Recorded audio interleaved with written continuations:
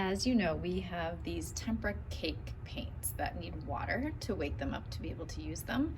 But we also have liquid Tempera in these squeeze bottles with little marker cap hats. So if you want to use some of the liquid Tempera to paint, what I'm going to ask that you do is only take a tiny little bit of the colors that you think you need, and you can always come back and get more. So when you get a mixing palette and you squirt some of this in, let's say I would like to use magenta,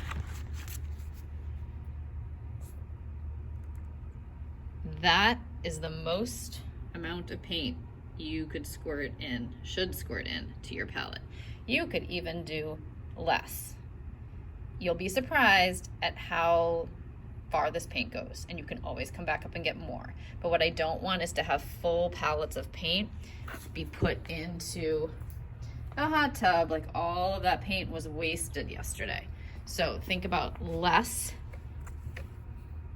paint, and then making sure you put your cap back onto this and put it back into the container. So I am giving you 2 sets of primary colors.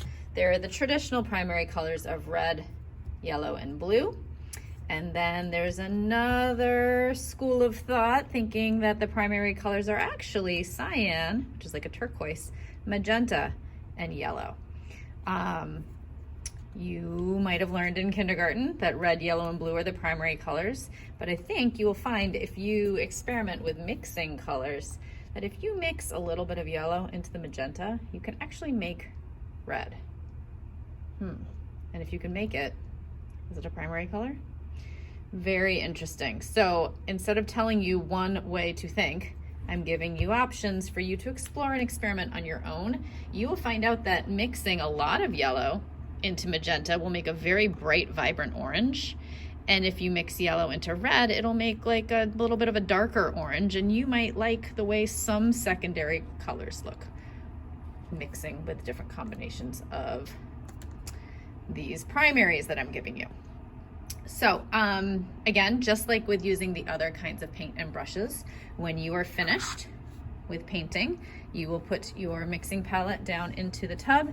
You will put your brush into the brush hot tub, dump your water out into here, and rinse out your cup and put it into the drying rack for me. Or if you don't have time, you can just place it down into this tub.